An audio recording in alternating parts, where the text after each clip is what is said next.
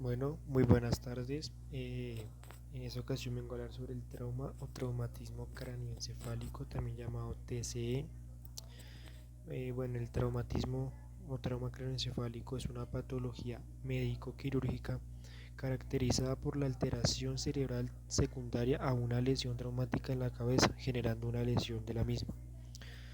Bueno, este trauma es generado por una lesión, golpe, contusión, bueno, etcétera, generado en la parte de la cabeza. Bien puede ser como superficial afectando lo que es el cuero cabelludo o interna afectando la parte cerebral. Eh, esta lesión es también muy afectada o generada más que todo por accidentes de tránsito con un 70% de, de casos generados por esta, aunque también pueden ser generados por caídas desde su propia altura, así afectando lo que es el tejido cerebral y vasos sanguíneos. El daño cerebral causado por el traumatismo craneoencefálico se define como la afectación hacia o de parte del cerebro causada por una fuerza externa.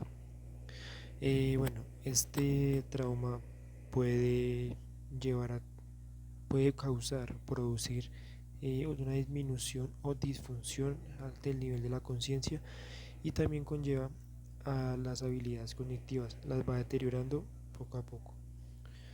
Y no solamente las actividades cognitivas, sino también las físicas y hasta de pronto emocionales. Bueno, refiriéndonos a las fisiopatologías que presenta el trauma craneoencefálico, nos encontramos con lesiones primarias, secundarias, terciarias, ¿sí? También, pues, dependiendo del golpe o trauma que se haya recibido, pues se puede llegar a tener deterioro retardado. También se puede tener hipertensión endocraniana o hipertensión intracraneal focal. La lesión primaria consta y se define como el daño directo que recibe el trauma. Es la causa inmediata. La lesión secundaria sucede por una serie de procesos metabólicos, lo cuales van a ir dañando o maltratando el trauma. Y el tercero, la lesión terciaria, perdón, va a ser causada por, por un proceso tardío que pues no va a ser al instante, pero con el tiempo puede tener repercusiones peligrosas en la salud de las personas. Para el tratamiento de este trauma se tiene que hacer en el lugar del accidente, se tiene que tratar de controlar lo que más se pueda. También pues en el desplazamiento hay que tener pues mucho cuidado, digamos, con las hemorragias internas y evitarla de pronto una broncoaspiración. Para el traslado tiene que ser en lo posible en una posición neutra para así evitar, digamos, otros accidentes o que, digamos, el traumatismo empeore debido al movimiento bien sea del vehículo o de las personas. En lo posible, si es de pronto una herida externa, solamente, digamos, afectando el cuero cabelludo, se recomienda hacer el, la ayuda principalmente en el lugar de los hechos. Muchas gracias por su atención. Buen día, mi nombre es Yolita Tiana Neira Garzón y el día de hoy les vengo a exponer acerca de las causas y los síntomas que presenta el trauma craneoencefálico. Bueno, las causas principalmente son por producto de un golpe, impacto, por lo que se provoca una lesión penetrante en el cráneo. Esto suele suceder por accidentes de tráfico, caídas, agresiones o accidentes laborales. Y también suele suceder en personas que practican deportes. Bueno, siguiendo a esto, vamos a hablar sobre los factores de riesgo. Se encontró un estudio que a las personas que más afecta esta enfermedad son las personas de la tercera edad, pero también puede encontrarse en jóvenes de 15 a 24 años. Eh, También puede ocurrir un factor de riesgo si la persona es alcohólica o tiene problemas con las drogas. Ahora hablaremos un poco de los síntomas. Bueno, principalmente esto se clasifica en dos, en leve y en grave.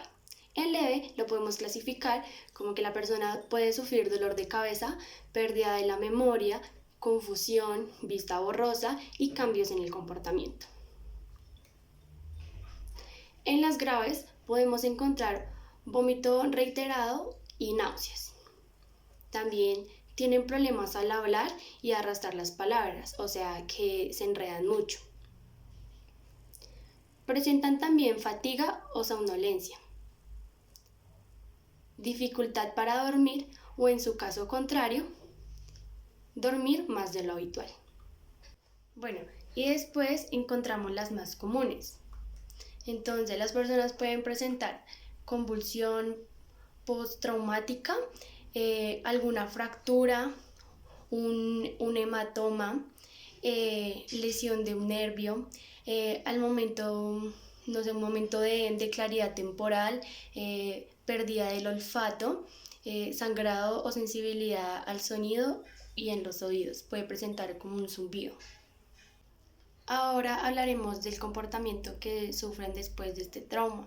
Entonces, las personas pueden ser agresivas, pueden tender a ser agresivas, tener falta de autocontrol, impulsividad, irritabilidad, repetición persistente de palabras o acciones como lo es la risa y el llanto, que suelen ser anormales. Bueno, en cuanto a los ojos, algunas personas suelen presentar ojos de mapache, que es como lo que se encuentra acá. También suelen presentar una pupila dilatada o como pupilas desiguales, que podemos ver acá. En cuanto a lo muscular, las personas suelen tener como inestabilidad, o sea, no se pueden parar como fácil y tienen los músculos muy rígidos, con dolor de cuerpo. Buenas tardes, mi nombre es María José Pomares y voy a hablar acerca del diagnóstico y el tratamiento de un trauma cráneoencefálico. Bueno, por parte del diagnóstico cabe resaltar que las lesiones cerebrales traumáticas son emergencias, por lo cual tienen que ser tratadas con gran rapidez antes de que sus síntomas empeoren. Una de las formas de evaluar esta lesión es la escala de coma de Glasgow, la cual es una prueba de 15 puntos que ayuda a evaluar la gravedad de la lesión al comparar la capacidad de la persona al recibir instrucciones, mover los ojos, las extremidades, así como su coherencia a la hora de hablar. En esta escala las capacidades se califican con un número de 3 a 15, en donde las calificaciones más altas significan que las lesiones son menos graves. Bueno, otra de las maneras de diagnosticar este tipo de lesiones son el diagnóstico mediante imágenes, ya sea resonancia magnética o tomografía por computarizada. La tomografía computarizada suele ser la primera en realizar al paciente cuando hay sospechas de este tipo de lesiones, ya que esta muestra una vista detallada del cerebro, permitiendo detectar hematomas, hemorragias, coágulos, hinchazón en el tejido cerebral. Por otro lado, la resonancia magnética usa poderosas ondas e imanes para dar una vista detallada del cerebro y de esta manera poder observar si el paciente ha mejorado o persiste en sus síntomas. Otro de los aspectos importantes es tener un buen control en la presión intracraneal, ya que debido a las lesiones se crea una hinchazón en el tejido, provocando que la presión dentro del cráneo aumente y de esta manera pueda provocarle más daños al cerebro.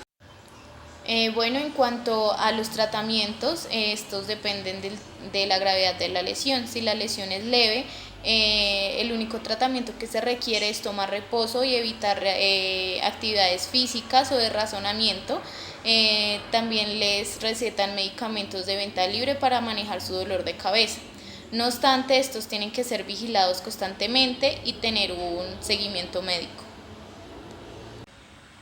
En cuanto a los pacientes que presenten lesiones graves, estos van a recibir una atención de urgencia inmediata en la cual se les va a garantizar un suministro adecuado de sangre y de oxígeno, y también se va a centrar en prevenir lesiones tanto en la cabeza como en el cuello. En cuanto a los medicamentos utilizados para prevenir daños secundarios después de la lesión, se utilizan diuréticos, medicamentos anticonvulsivos y medicamentos para inducir al coma. Entre los tratamientos también encontramos la cirugía, la cual ayuda a minimizar los daños en los tejidos del cerebro, ya sea extraer coágulos de sangre, reparar fracturas en el cráneo o detener el sangrado en el cerebro. Bueno, por otra parte tenemos la rehabilitación, la cual ayuda a las personas que han sufrido un daño significativo después de esta lesión, ya que estas presentan dificultad tanto para hablar como para caminar o para realizar alguna actividad motora. El objetivo de es ayudar a las personas a que vuelvan a realizar sus actividades del día a día.